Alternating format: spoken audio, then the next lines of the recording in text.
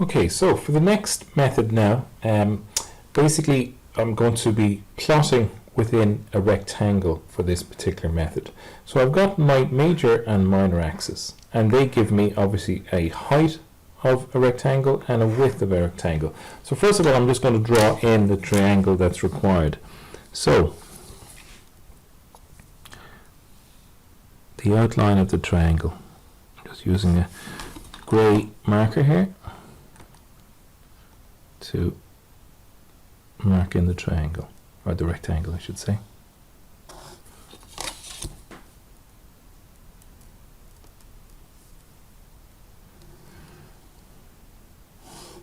So that's the top and the bottom now of the rectangle. So I have my minor axis, my major axis, and the rectangle around the axes.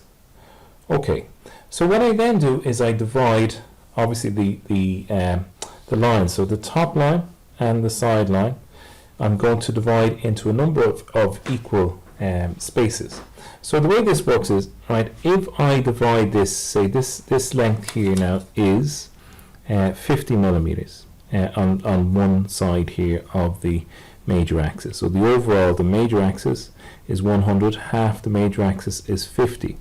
And the height here of the minor axis, okay, by way of the overall minor axis is 60 millimeters, and to half the minor axis is 30 millimeters. Now just the position of that is in 40 millimeters from the side here, and up from the bottom of the sheet 85 millimeters. Okay, so what I'm going to do is I'm going to divide them into 6 equal spaces here. So 1, 2, 3, 4, 5, 6, and 6 along the side here. So I'm going to, because obviously I'm dividing 6 into 50, you're not going to get a clear kind of runner, so you can simply use the division of lines method and bring your points down and divide your points equally.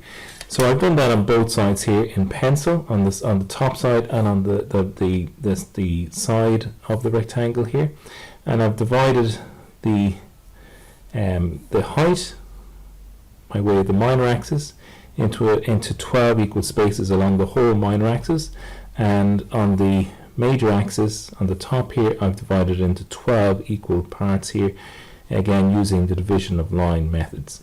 So what I'm simply going to do is I'm going to mark those points that I've established here. So I've got a point here, here, here, here, and then the center there, on this side here. Okay, and on the side I have this point here,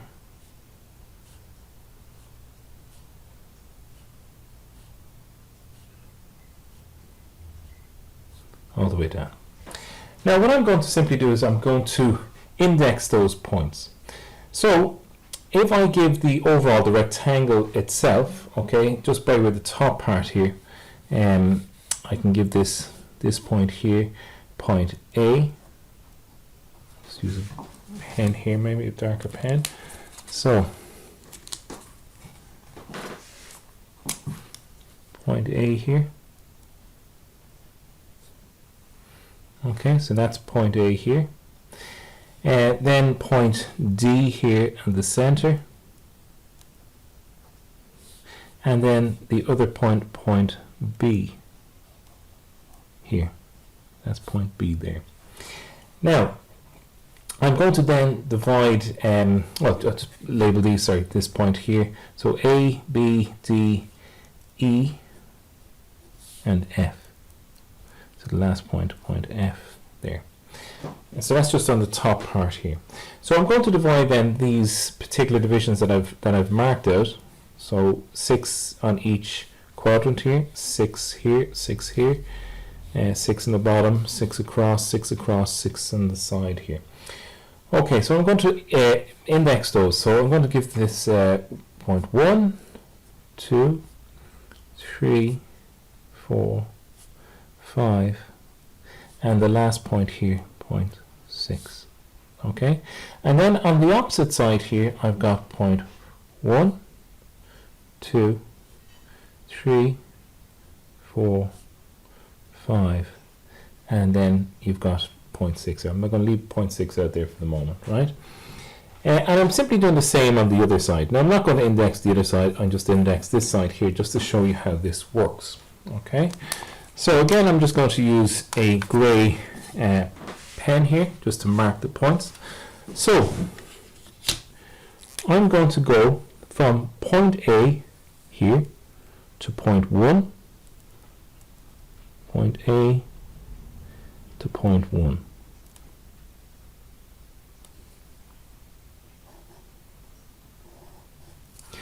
Point 1 to point 2,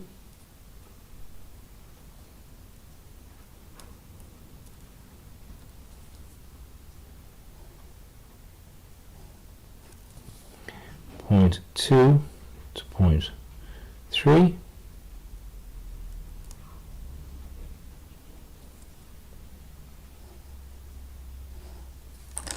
point 3 to point 4,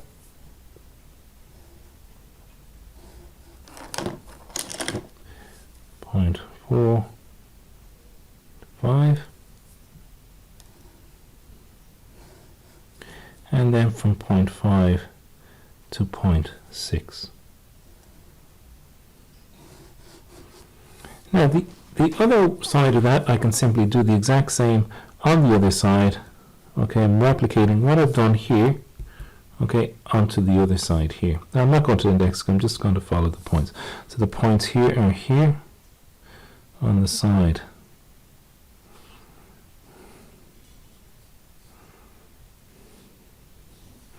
I'll just do the bottom as well.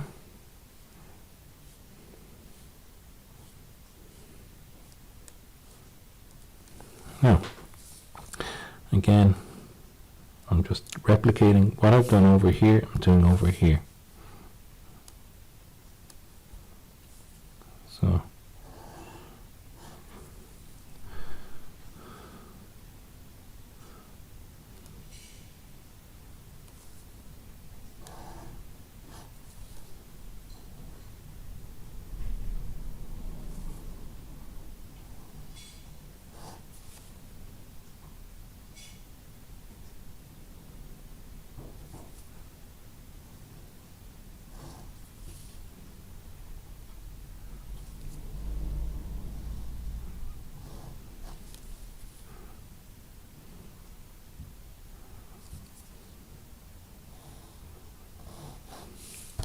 now you can see here how the shape of the ellipse is being formed by all of those intersections. Okay, and you're simply doing the same on the bottom. Okay, so if I go from this point here, okay, and bring it around the same way.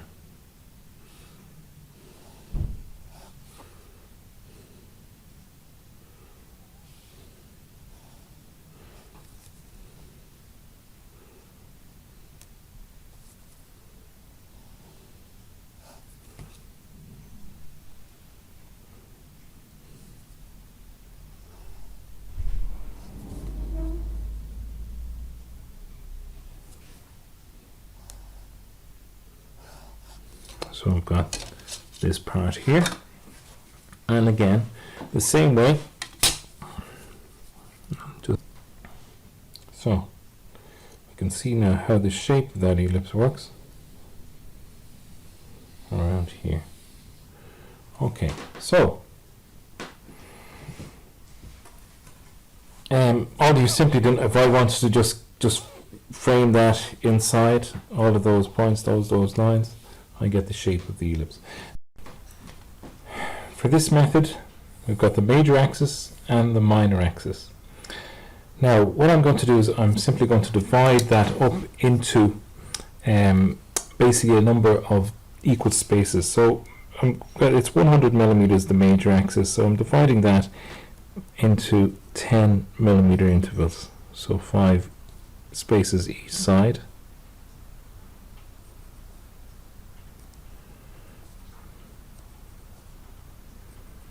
And on the minor axis, it is 60 millimeters. So again, it's 5 each side, so that's 6 millimeter intervals.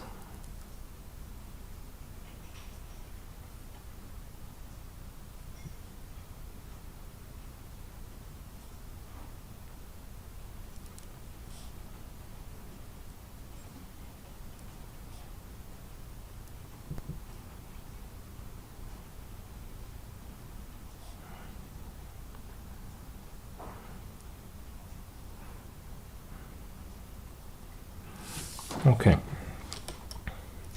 Now I'm going to bring these points here, the horizontal points, I'm going to bring them over to the sides.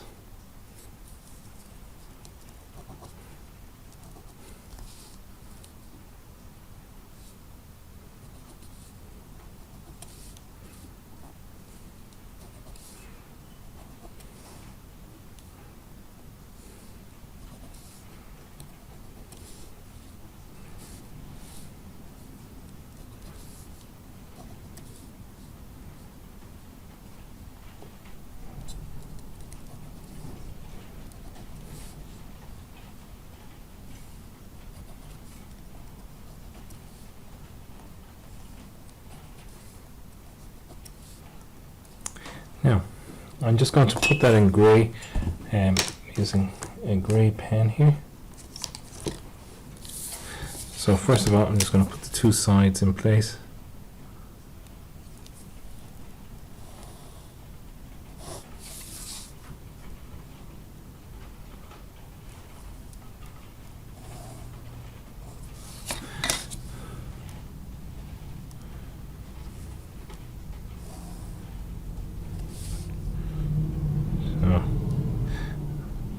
Similar to the last method, similar. Okay, so if I mark the positions in here, I'll use a blue pen to mark these intervals.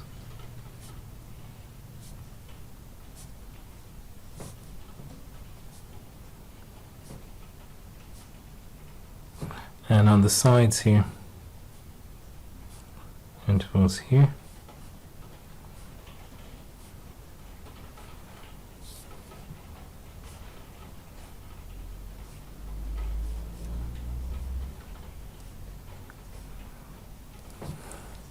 Now to index that,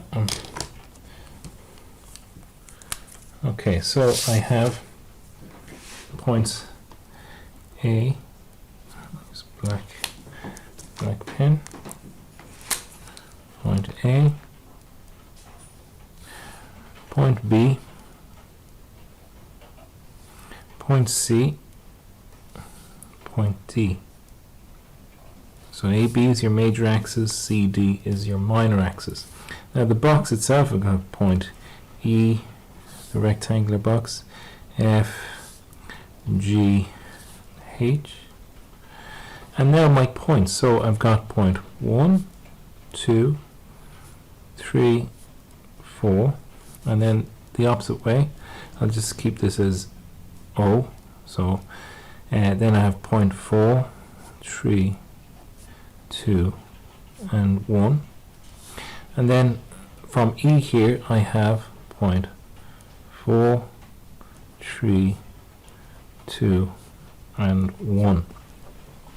Now the same goes for obviously the opposite sides here, so I've got 4, 3, 2, 1, and then going the opposite way I have again the other way around, so 4, 3, 2, 1, 4, 3, 2, 1, going from H and from G. So what I'm going to do is show you how then to create the grid. So from point D through point 1 here, actually let's keep it on point 1 here, so point D through point 1, one arc going up, point C through point 1,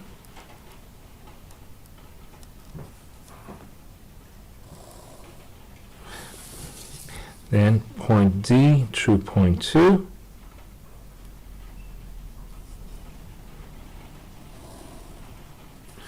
and point C through point 2.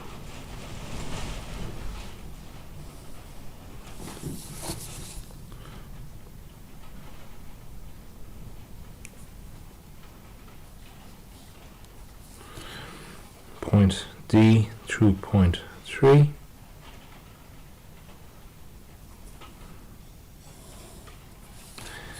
And point C through point 3.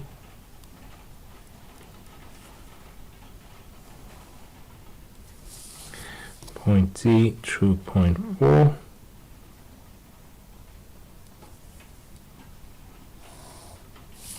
And point C through point 4. Now, I'll indicate these where they intersect with the relative points. So D4 and C4, where they intersect is here. C3 and, D3 and C3, intersection here. D2 and C2, and D1 and C1. So that's 1/4 of the ellipse there. And then I simply go do the same on the other side. So again, I have D1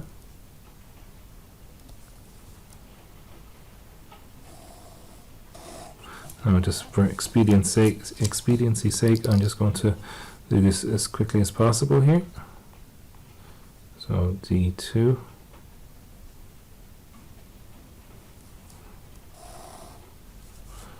D3, C1. And I simply correlate them again. So D4 and C4 is here. D3 and C3 is here. D2 and C2 here. D1 and C1 here. So I've got my other points going around here.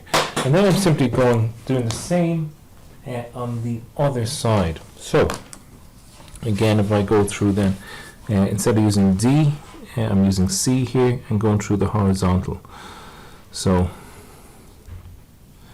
C4, C3,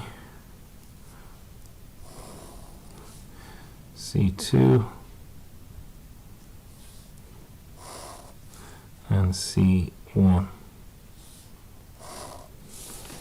Likewise, the opposite side.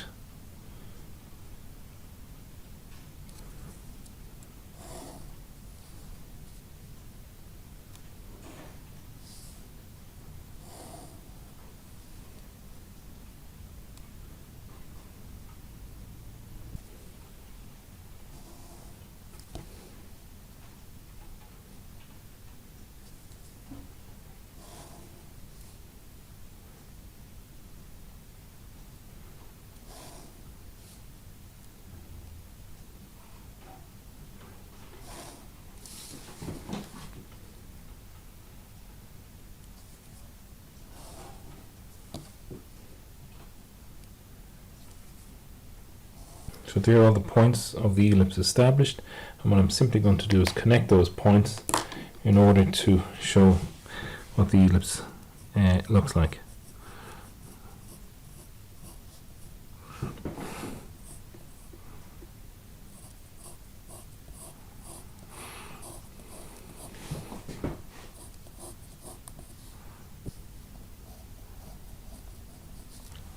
Now I'm going to fill that in as a hard line using a black ink pen.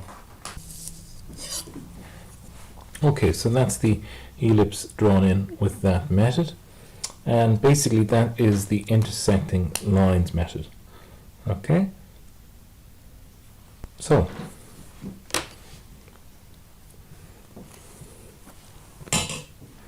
the last method then is basically the method that is not exactly an ellipse, but it looks like an ellipse. It's just it's I suppose a method of drawing a similar like style to an ellipse. Okay, but it's a very simple method.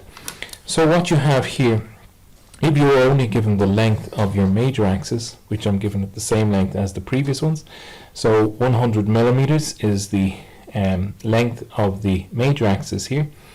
And what I'm simply going to do is I am going to divide this into two first of all, right? So it's 50 mil each side, and then half of 50 millimeters is 25. So I could simply bisect that line using obviously the method for bisecting a line. So very simply getting the compass and moving it beyond obviously the halfway point, that line divided into 4 equal parts. The next thing I'm going to do is I'm going to get my compass and I'm going to simply draw using this as a springing point here, okay, the quarter point of the major axis, and then as a radius this distance here. I'm simply going to then scribe a circle. I'm going to do likewise here in this point here, scribe a circle. Now I'm going to draw a line down at 60 degrees from this point here. Okay, and I can return it to the other side, don't have to, but just to indicate that it's an equilateral triangle from that point there. Again, return that point there. Okay, now that gives me a springing point. So what I have in effect, if I continue on these lines here, that 60 degree line here, so this 60 degree line, if I bring it all the way up now to the arc here of the circle I've drawn in, and the arc here. Okay, now I can do that also by again using the compass, okay, and as I would by way of establishing a Gothic arch. If I got that as a radius, an equilateral Gothic arch, so that as a radius, okay, and I swing an arc here, and then go the other side here, and I swing an arc here.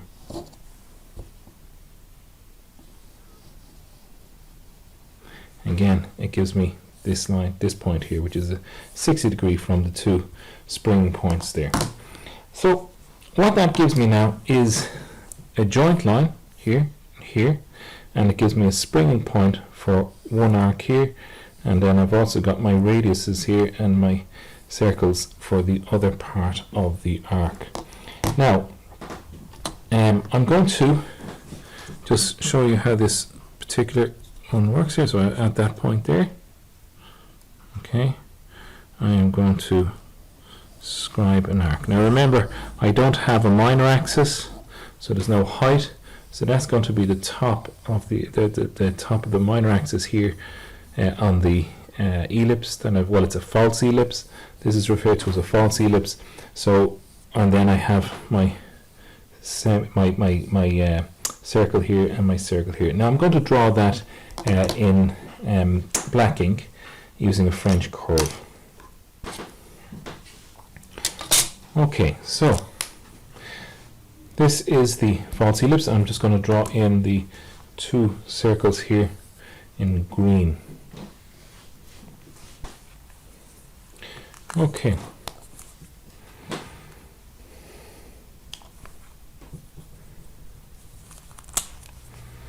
So what we have here is what's referred to as a false ellipse. And it's purely just to give you a shape of an ellipse. I could go the other side and do the same thing on the bottom.